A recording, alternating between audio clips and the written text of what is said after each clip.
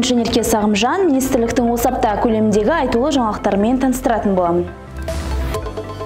Мемлекет басшысының тапсырмасы шеңберінде азаматтарды жекелеген санаттардың мәселелерін жедел шешу үшін бүгінгі күні тұрғын үйге жалдау ақысын субсидиялау тетігі іске асырылуда.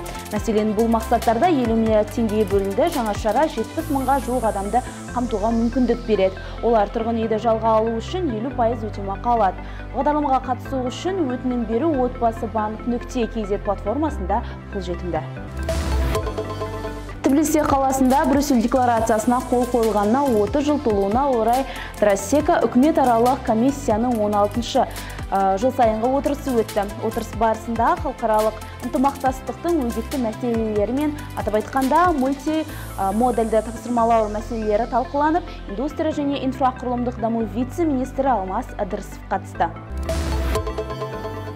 Индустрия және инфрақұрылымдық даму министрі Марат Қарабаев Франция Республикасының Қазақстан Республикасындағы төтенше және өкілетті елшісі Диди Канеспен кездесті. Марат Қарабаев Франция Қазақстан экономикасына ірі инвесторлардың бестігіне кіретінін атап өтті. 2022 жылдың қорытындысы бойынша елдер арасындағы тауар айналымы 30%-дан 4 миллиардқа дейін өскен болатын.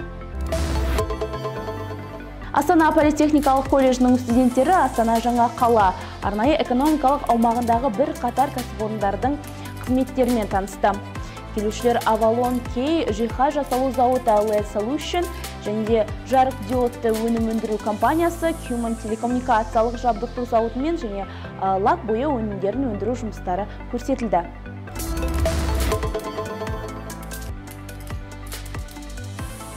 Мәскеуге жұмыс сапары аясында министр Марат Қарабаев көрші мемлекеттік құрылыс және тұрғын үй коммуналдық шаруашылық министрі Ирек Файзуллинмен және де көлік министрі Виталий Савельевпен, Ресей Федерациясы энергетика министрінің басшысы Николай Тюльгеновпен кездесті. Сондай-ақ бұл күні Ресей Федерациясы үкімет төрағасының орынбасары, Ресей Федерациясының өнеркәсіп және сауда министрі Денис Мантуровпен кездесу өткен болатын. Марат Қарабаев жұмыс сапарымен Алматы облысына барды. Бұл Қайрат индустриялық аймағындағы және басқа да кәсіпорындарының қызметтерімен танысқан болатын. Сәйкесінше Мұрат Кәрімжанұлы бакаттар мен радиалды жолдардың салыну барысында тексерген болатын.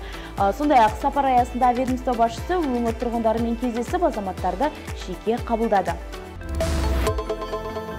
Министрліктің осы апта көлеміндегі негізгі жаңалықтар осындай. Амандықта жүздескенше.